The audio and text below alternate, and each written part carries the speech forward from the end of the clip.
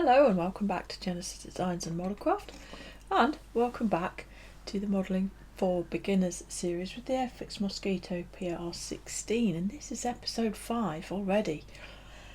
Crazy. Okay, so hopefully those that are following along real time-ish should be in a similar position than I am here. I've joined the fuselage, I've sanded it, I applied Mr. Surfacer 500 to all of the joint lines, and I've actually now sanded that away also using P800 grade wet and dry. As you can see, there is almost none of it actually left in situ. It did highlight a few very small sort of sink areas and things like that. Back here you can see sort of lines and marks where it's still sitting in scratches that are left by the previous operations. There are also a couple of sink marks here which have been mostly filled by the Mr. Surfacer. So that's where we're at. So the next steps are 14 to 21 we're going to cover right here, right now. Some doors, hatches, etc. with lights, lenses, windows, everything else. So I've already done, I've cut out part D1 and I've added the glass. Here it is, done in exactly the same way that we did the others. And here's the D4. Now with this one, the instructions show clearly for this lens unit, I think this is a camera still, for the sort of chamfered part to be downwards. I've actually fitted it the other way up because I found with it fitted as per the instructions, it actually came all the way through the part and stuck out. I've also got the lens for the back here out and ready to fit. So the next immediate steps are going to be fitting those. So let's get on and fit those, and I've got a couple of neat little tricks to show with fitting those, because my initial test fits, whoops, here's all the tailplanes over here. My initial test fits showed something that's quite often an issue with insert areas like this. Now on my model, in both cases, these panels fit a little bit under. If they're not quite flush, they're a little bit low compared to the rest of the plastic around them. And we don't want this. We don't want this because it doesn't look nice, and because it's also really awkward to fill. Or should I say, you end up using a lot of filler to bring things flush.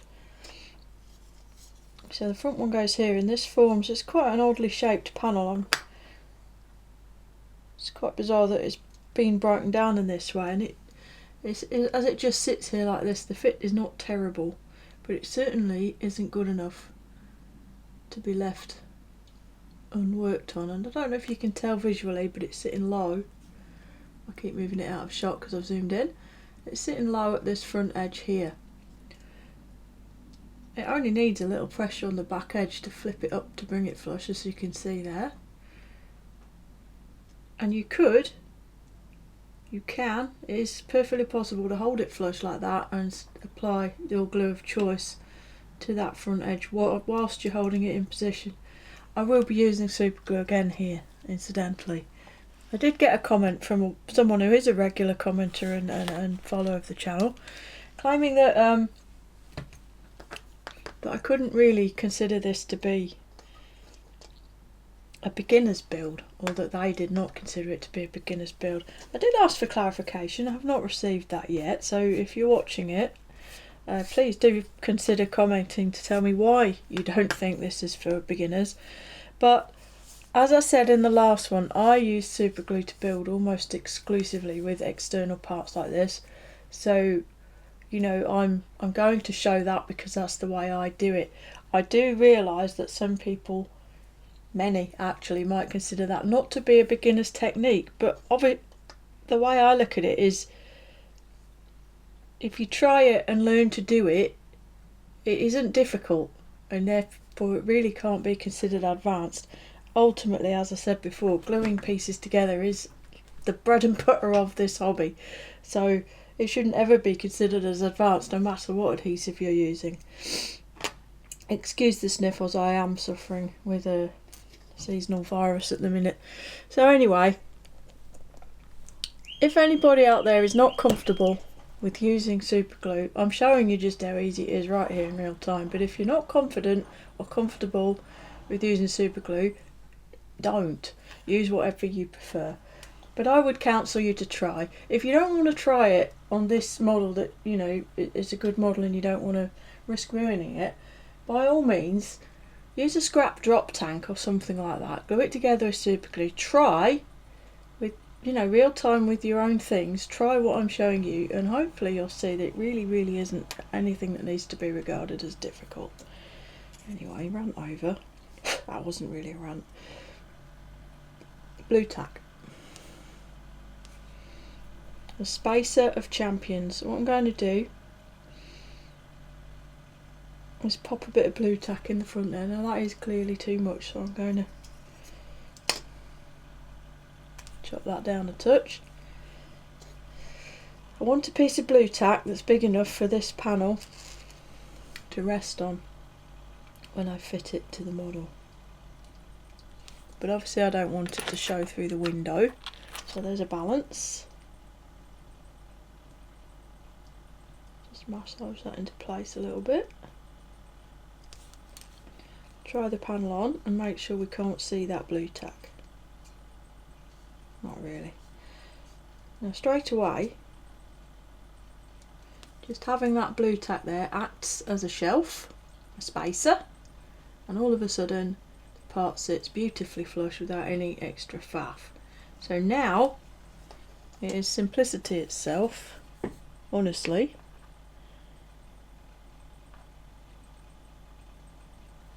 To add this super glue, and this time we're going to add it from the outside just because I want to be sure that the panel is sitting where I want it. I don't want to have to put a load of filler in afterwards because I trusted myself to hold it in the right place and then failed, you know. And quite frankly, there is enough of a gap between these parts for the super glue to work quite nicely from the top anyway.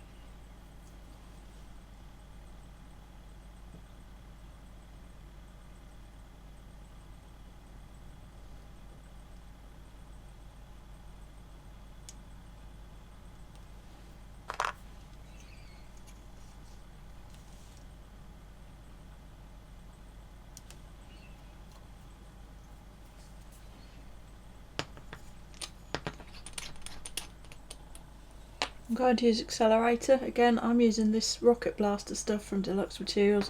It is expensive. Well, all super glue accelerator is expensive now, but this doesn't melt plastic and some do. Do be careful.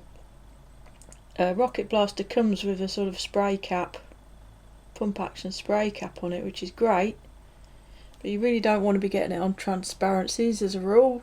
Super glue accelerator can damage clear plastics very easily. An Airfix clear plastic it's quite rubbery and soft, and it does mark up even just with the use of super glue in my experience, never mind accelerator. So use a micro brush. These are readily available and inexpensive from hobby stores, etc. But you don't have to use a micro brush, you could just use a cheap nasty paintbrush, but please do use something that's pretty much disposable or unimportant, because it does eventually get contaminated with super glue and goes all crispy. I am applying very gentle pressure with my thumb just to push this part down a little. Adding that blue tack underneath gives you something to push the panel against to get it to fit as best you can. It does work a treat, You can use plasticine if you don't have blue tack, or if you would prefer to use plasticine, you can. And if you have access to the back of a panel, you can take it out again afterwards if you really don't want it there for any reason.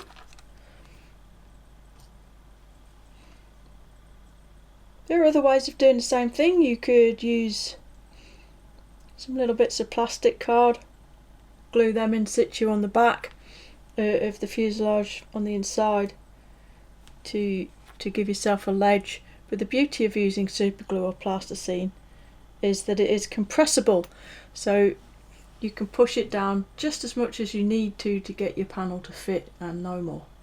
Whereas if you make a plastic card shelf, if it isn't the right distance, you know, if your panel is still thinner or thicker than the surrounding plastic, it still isn't going to just sit where you want it to. Okay, the insert under the rear fuselage here, when I test fitted it without the camera glass fitted, it too sat a little low. However, with the transparency in position, because it drops through the hole, it provides enough friction for that to sit. You can push it down just as far or as little as you want, and I'm finding that it's very slightly proud, which is fine because we can sand it back. Notice also the general sort of gappiness and unevenness to this part here. And this brings me to a point I did want to raise, and that is instructions. Now, two things regarding that. At the beginning of the build, I talked about reading the instructions carefully, digesting the information within the instructions carefully throughout their entirety, not just the first few steps, so that you could familiarise yourself with what was going to be done and when. I also said I was going to follow the instructions, and I am, broadly speaking, but it is at this point that I feel like I should point out that you don't need necessarily to always follow instructions to the letter, and I'm going to show you why. There is nothing wrong with the Airfix instructions, incidentally. They're actually very, very good, but the initial point was going to be made regarding the undercarriage legs, which are started over on the next page. And the way the instruction booklet is broken down, you spend stages 22 through to 51 building the, what is that? The left-hand wing. Yeah, and you then at stage 57 start building the right hand wing. That's great, but I feel it is more efficient, and a lot of people would agree, it's more efficient to do things in batches, so the undercarriage, the nacelles, etc., build them in pairs rather than building one wing to its entirety and then building the other. The other reason I'm going to advise to potentially not follow the instructions to the letter is the bomb bay doors, or bomb bay area. So the panel which closes the bomb bay, here it is, it's part D7, complete with more transparencies for yet more cameras. We aren't having open bomb bay doors on this, as we know, we want them closed, and here it is being fitted at step 94, and as you can see from the diagram, the model is essentially complete by that point. Again, that's perfectly fine. However, right now I want to see how much of this needs to be dealt with, and I need the bomb bay door in order to check that and to see what level it all needs to be at. So I've already snipped that part from the sprue and fitted the transparencies so that we can see very clearly that this back end in particular does definitely need some work. The seam along the sides is decent.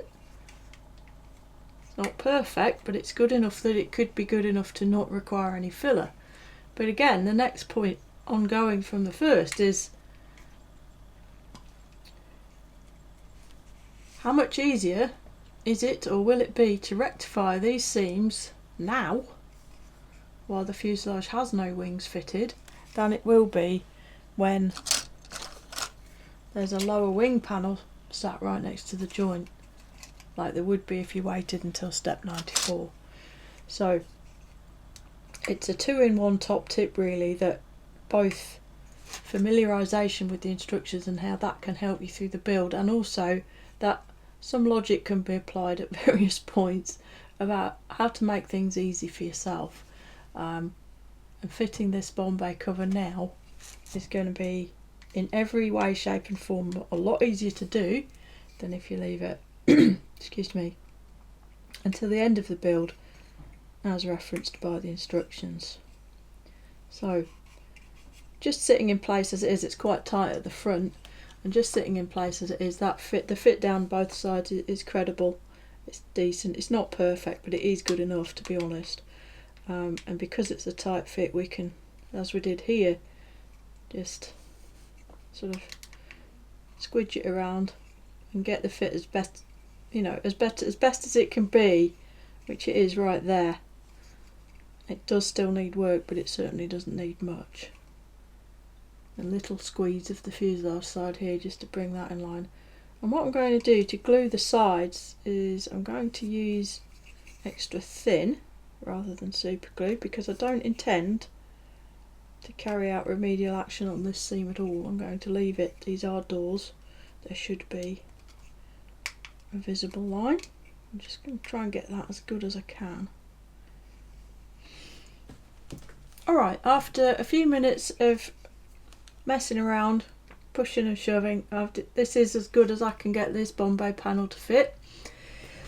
And although it's reasonable, if I push it up so that it fits properly all the way along that side panel there, it's really quite low at the back. So it's one of those, you have to sort of work your way around and see how good you can get the fit everywhere. You know, it's borderline perfect across the front, and there's a slight gap down each side.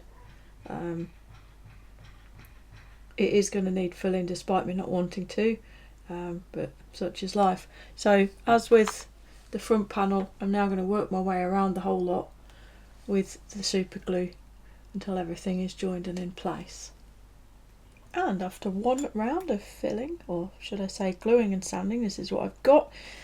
And this is a useful point. So look at the glue line around that panel I added in the front, and hopefully every now and again the light will catch the glue and you'll see it shining. So this area here is completely filled and doesn't need any more, but this area here, do you see there's a shine there because the glue is below the surface of the surrounding plastic and thus hasn't been sanded. That shows you that it needs a touch more, although actually it doesn't, because that's the panel line. Same over here in this corner, the level is slightly low still. You should still be able to see, and here, the reflection in the glue showing you that more work is required. Likewise back here, it's fairly obvious anyway, but you can see it's still shining where the level of the glue is lower than the surrounding material. It's a handy little tip because it can be quite hard to see where you're at with super glue, particularly actually if you're using clear super glue rather than black. It can be quite easy to see where you need to use more, but that little hint, look for the shine, is what you need to be doing. So 3, I think, maybe 4 in places, rounds of glue and sanding later. No talcum powder was harmed during the making of this filler. This was all just the Black Widow straight as it comes out of the bottle. It's actually really easy to sand even as it comes, to be honest. It's good stuff. Yeah, and it's all sorted, nice and smooth. Probably took, I'm gonna say, around about an hour from when I started filming it to now to get to this. And this does look like a lot, but it really isn't. It's very, very thin. It's just tapered because the fuselage side sat slightly wider than the door, that's all that is. This side, obviously it's just filling the actual gap, and as you can see there's really not that much filler left in any of it. It's, you know, everything got evened out with the sanding. So the entrance door here, that was a bit of a pain to rescribe, but what I did to make my life easier was I kept sort of clearing it out and scribing it best I could in between each sort of filling and sanding process, so that the minimum amount needed to be re-scribed, and that's all done. So that will be coated as ever with Mr. Surfacer 500, just to, you know, be double dog sure. Once it's been coated with Mr. Surfacer and then sanded back again, then I'll rescribe the Bombay doors, or the main door. So now I'm going to fit this camera lens to the aft aperture here. This fits into a little recess in the bottom of the model, and as you can see I've just popped a bit of black paint in there with a brush, because otherwise you're just going to see that fuselage joint and there's just the grey bare plastic inside, which isn't the best look. So I just need any old cunt, and I'm going to use, on this one, I'm going to use the Amov MIG Ultra glue. This is the sort of fortified PVA type stuff, like Gator glue is the same sort of stuff, and I don't doubt that AK and everybody else pretty much now has this type of glue in their range. I'm going to use this because of the fact that there's paint in the aperture. If I use liquid cement, unless I'm incredibly careful, then the chances are the paint and the glue will kind of mix together and stick to the back of the glass, and it won't look good at all. If I use this, it doesn't really matter, because once it's fully dry it's completely clear and you won't know it's there. So I've just blobbed a bit in there. There's no need to be too worried about being super neat. And this glass has got a little notch in the front edge that fits in that hole, so just rotate that to suit and push it all the way home. Get the tweezers on the job, and there we go, that's all the way in. And then use a damp cotton bud and just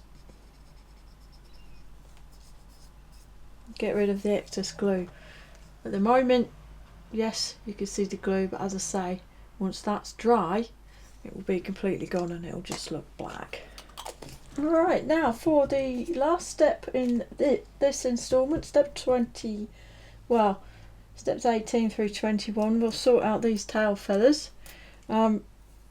Nothing very complicated at all about this. Two halves, all suitably cleaned up. The spruce stub on the trailing edge here is not tricky, but care is required. So to glue these, I'm just holding it together. Get my extra thin, and I'm not flooding it in, but I'm getting a reasonably generous amount in through that end point there, that will seep probably half, believe it or not, probably all this way down here, and it's already holding together by itself. And then I'm going to glue the leading edge only, and the way I will do that, I'll hold the parts together and face the leading edge. It's going to be difficult to film, slightly downward, and touch my extra thin on that leading edge, and the capillary action will send the cement up into that joint quite happily, even though it's upside down. And it completely removes any risk of too much glue sort of flowing down the part, or it just going everywhere, because it has to go upwards. So even if there's a reasonably large amount of glue on the brush, get under the camera, you're not going to damage the part. There we go. If you're concerned, then obviously once it's together you can just run the brush in this back edge as well, just to make absolutely sure, but that's not going to go anywhere, that's glued. pop that down. Show the second one. So start off, put the parts together.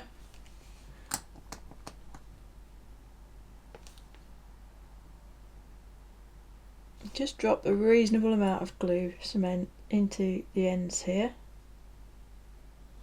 There we go, like so. We got a couple of seconds to flush off, and then again along the leading edge with it facing basically upwards.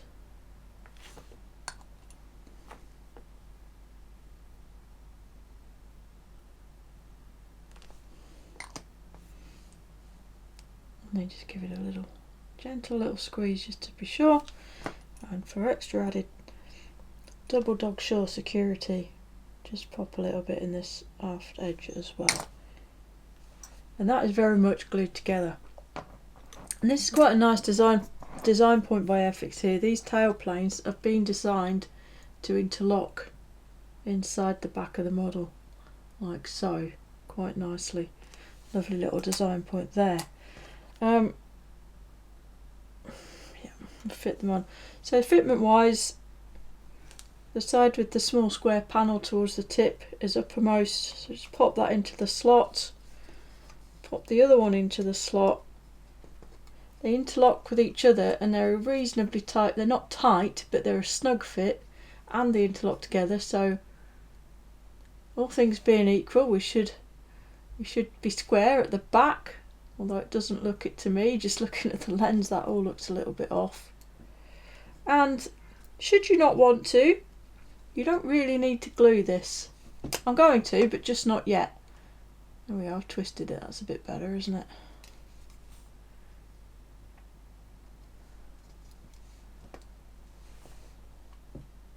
Yeah, there we go. So I will glue these, but not yet, because I need to just sand those leading edges off a bit, and I'd rather do that without them fitted, so I'll just leave them hanging in place there for the moment. And the last part to look at today is this rudder. Now it is just a single moulded part, nothing too spectacular, but what I did note looking at it is a couple of things. It's quite thick along the top and down the trailing edge, and these front corners are very square. Now if you think about it, control surfaces by and large have a rounded leading edge because they fit into the panel that they're up against, and the rounded leading edge enables them to remain fair for the airflow at whatever angle they're deflected. And as a consequence, when you look at a real aircraft, more often than not, some evidence of that curvature is visible when the panel is fitted. And I'll show you this. You can see how the leading edge, sort of the rudder post, if you like, let me get my point, this area here, there's a definite little bit of a curve visible. So what I'm going to do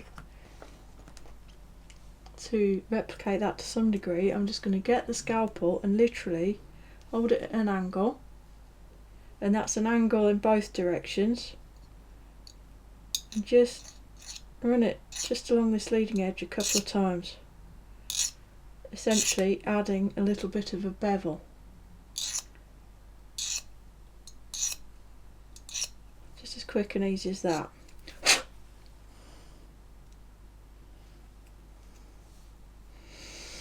You can of course do this with sanding sticks and similar if you don't wish to use scrapey. It is a horrible noise.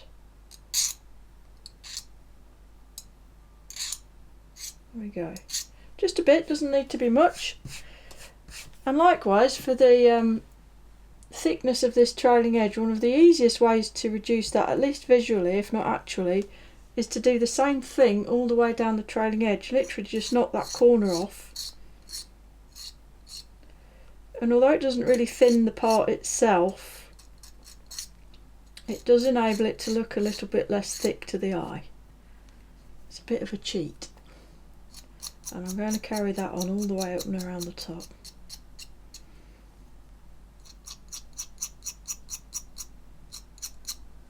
These parts are quite fine in reality. The trailing edges and points and tips of things generally on actual aircraft are not clunky at all.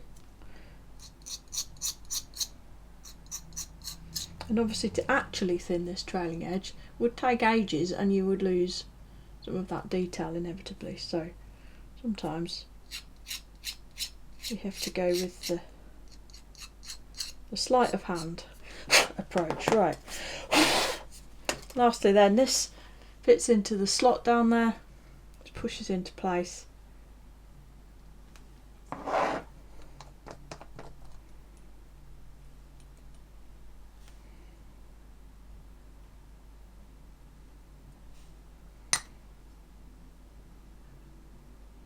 Whack a bit of extra thin in and apply a little pressure. Do it again from this side.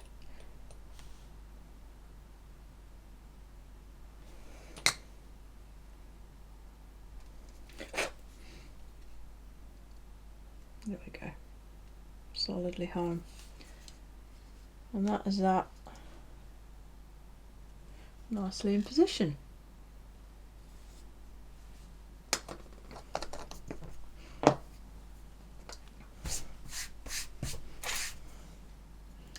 So there we go, that is the fuselage closed off. I have now painted this with Mr. Surfacer, so you can see quite easily that I have completely resolved all of those gaps and unevennesses and seams. Tail feathers in situ, and you can see what a good fit that is. When I do glue them, it will just be a case of adding a little extra thin around the edges, as I've just done with the rudder. And we've finessed that rudder a little bit and fitted it too. So there we go, that's going to be it for this episode. Some useful tips there hopefully. Thanks again, and as ever, to everybody who's following along. I have had more messages and updates from those people, and I'm really enjoying that aspect of this build, so please keep it up, you guys. You're doing a really great job.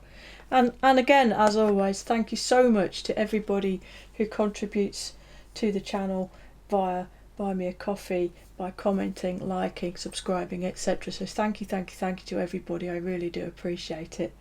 And with all that said, it only remains for me to say, until next time, look after yourselves, look after each other, and Genesis out.